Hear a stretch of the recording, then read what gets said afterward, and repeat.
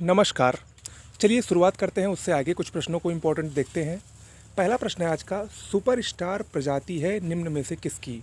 देखिए, मैं कल भी आप लोगों को बता चुका हूँ कि जो प्रमुख प्रजातियाँ होंगी वो इम्पोर्टेंट है यूपी पीसीएस परीक्षा के लिए खासकर, और उसका मैं अलग से एक वीडियो बना दूंगा। लेकिन जो उसमें भी इम्पोर्टेंट प्रजातियाँ जो क्वेश्चन के रूप में आपको दी गई हैं वो भी आप लोग याद रखिएगा।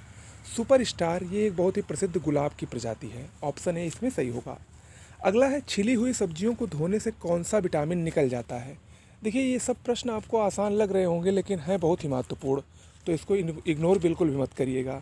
छिली हुई सब्जियों को धोने से विटामिन सी निकल जाता है। विटामिन सी अगर आप सब्जियों को धोते हैं, इसीलिए लोग अक्सर सलाह देते हैं कि सब्जियों को पहले धो लेना चाहिए, उसके बाद छीलना चाहिए। ओके, चलिए अगला प्रश्न है, मक्के की खेती की जा सकती है किस मौसम में? देखिए, मक्का एक ऐसी फसल है जो कि वर्ष भर बोई जाती है, अर्थात ये तीनों ऋतुओं में, रबी, खरीफ और जायद, तीनों मौसम या तीनों ऋतुओं में होने वाली फसल है। तो इसमें ऑप्शन डी सही होगा। अगला है, टमाटर के केचप में प्रयोग होने वाले रसायन का क्या नाम है? टमाटो केचप जो कि अक्सर आप लोग देखते होंगे, उसमें जो रसायन प्रयोग होता है वो होता है सोडियम बेंजोएट। ऑप्शन बी सही होगा, सोडियम बेंजोएट। अगला है, खाद्य एवं कृषि संगठन यानी एफएओ की स्थापना कब और कहाँ पर हुई थी? खाद्य और कृषि संगठन यानी एफएओ ये 1945 में इटली के रोम में स्थापित हुआ था। ऑप्शन ए इसमें सही होगा। अगला है, विश्व में कौन सा देश फलों का अधिकतम उत्पादन करता है? फलों के उत्पादन की दृष्टि से अगर ताज़े आंकड़ों की बात की जाए, जो लेटेस्ट डाटा आए हैं, उसमें विश्व में सबसे अधिक फलों का उत्पादन चाइना करता है और उसके बाद दूसरे नंबर पर भारत करता है, यानी इसमें ऑप्शन सी सही होगा। अगला है, सिट्रस फलों में लगने वाली हानिकारक विषाणु जनित बीमारी कौन सी है? विषाणु यानी वायरस से होने वाला रोग जो सिट्रस यानी जो खट्टे फलों में लगता है वो है ट्रिस्टेजा। ऑप्शन बी सही होगा, ट्रिस्टेजा।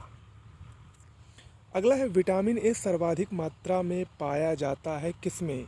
निम्न में से किसमें सबसे अधिक मात्रा में विटामिन ए पाया जाता है? इसका जो सही जवाब होगा वो होगा ऑप्शन ए, आम में सर्वाधिक मात्रा में विटामिन ए पाया जाता है। अगला है, आम किस देश का मूलज है? यानी आम की उत्पत्ति या आम की खोज सर्वप्रथम किस देश से हुई है? तो इसका जो सही जवाब होगा वो होगा ऑप्शन सी, इंडो बर्मन, यानी जो भारतीय उपमहाद्वीप है, यहीं से सर्वप्रथम आम की खेती प्रारंभ हुई थी। अगला है, विटामिन बी वन का धनी स्रोत कौन सा फल है? विटामिन बी वन का रासायनिक नाम कमेंट बॉक्स में लिखकर ज़रूर बताइएगा। विटामिन बी वन का जो धनी स्रोत है ये काजू है। काजू में विटामिन बी वन पर्याप्त मात्रा में पाया जाता है। आगे बढ़ने से पहले देखिए, अगर आप लोग इस समय घर बैठकर तैयारी कर रहे हैं और यूपी पीसीएस प्री की तैयारी करना चाहते हैं, या और भी सिविल से संबंधित बीईओ या आरओ की तैयारी करना चाहते हैं, और आपके पास ना ऑफ़लाइन ना ऑनलाइन कोचिंग करने की सुविधा है, तो आपको परेशान होने की ज़रूरत नहीं है। हमारे इस चैनल पर आपको best PDF notes, GS, current affairs और हिंदी के प्रोवाइड कराए जा रहे हैं। उसका प्रोसीजर क्या है? उसका प्रोसीजर एक कॉन्टैक्ट नंबर दिया गया है, व्हाट्सएप या टेलीग्राम के जरिए उस पर मैसेज करिए। डिस्क्रिप्शन बॉक्स में वो नंबर लिखा है, उस पर मैसेज करिए। सैम्पल नोट्स लिखकर सैम्पल नोट्स देखिए, अगर पसंद आए तो उसको तुरंत बहुत ही न्यूनतम शुल्क पर परचेज कर लीजिए। स्पेशली सिविल के लिए ही बनाई गई वो नोट्स है, ठीक है। आप अगर उस नोट्स को अच्छे से पढ़ लेंगे तो आपका प्री एग्ज़ाम आसानी से क्वालिफाई हो जाएगा फर्स्ट अटेम्प्ट में ही। ओके, चलिए अगला प्रश्न है, बाथरूम फल किसे कहते हैं? बाथरूम फल आम को कहा जाता है। ऑप्शन सी सही होगा, आम को बाथरूम फल कहते हैं। अगला है, धान के खेतों से कौन सी गैस निकलती है? बहुत ही आसान प्रश्न है ये। धान के खेतों से मेथेन गैस निकलती है। मेथेन धान के खेतों से निकलने वाली गैस है। इसके अलावा मेथेन गैस जो जुगाली करने वाले पशु होते हैं उनसे भी मेथेन गैस निकलती है। और देखिए, ये सब जो प्रश्न है ये भले ही आसान है, धीरे धीरे मैं इसका लेवल बढ़ाऊंगा। अभी बहुत आगे चलना है, बहुत आपको ऐसे ही वीडियो डेली मिलते रहेंगी और धीरे धीरे आपको लगेगा भी कि लेवल भी हाई होता चला जाएगा। ओके, अगला प्रश्न है, भारत सरकार ने हाल ही में शुरू की गई प्रधानमंत्री कृषि सिंचाई योजना के साथ किसे एकीकृत करने का निर्णय किया है? प्रधानमंत्री कृषि सिंचाई योजना के साथ भारत सरकार ने मनरेगा यानी महात्मा गांधी राष्ट्रीय ग्रामीण रोजगार गारंटी अधिनियम को एकीकृत यानी उसी में कंप्रेस कर दिया है, उसी में मर्ज करने का निर्णय लिया है। ओके, अगला है लघु सिंचाई योजनाओं का कृषि कमान क्षेत्र कितने हेक्टेयर तक होता है, यानी कितने हेक्टेयर तक की सिंचाई लघु सिंचाई योजनाओं से की जाती है। लघु सिंचाई योजनाएं यानी जो नलकूप वगैरह हैं, पंपिंग सेट वगैरह हैं, इनसे 2000 हेक्टेयर तक के कृषि कमान क्षेत्र की सिंचाई की जा सकती है। ऑप्शन ए इसमें सही है। अगला है भैंसों की निम्नलिखित नस्लों में से कौन सी नस्ल गुजरात के दक्षिण पश्चिम भाग में पाई जाती है। ये भी अच्छा प्रश्न है। ये है ऑप्शन सी, सूरती नाम है इसका। अगला प्रश्न है कॉर्ड निम्न में से किसकी किस्म है। ये प्रश्न एक बार यूपी पीसीएस प्रारंभिक परीक्षा में आ चुका है। कॉर्ड निम्न में से मछली की एक प्रसिद्ध किस्म है। अगला है झूम क्या है। झूम क्या है, अक्सर आप लोगों ने इसका नाम सुना होगा। झूम एक खेती है। झूम एक खेती है जिसको स्थानांतरित यानी ट्रांसफर्ड कृषि के नाम से जाना जाता है। इसमें क्या होता है, इसमें जो कृषक होते हैं वे जिस ज़मीन पर एक बार खेती करते हैं उसके बाद दूसरी उस पर नहीं दोबारा उस पर नहीं करते हैं। मतलब ज़मीन को बदलते रहना, प्रतिवर्ष ज़मीन को बदलते रहना ही झूम कृषि कहलाती है।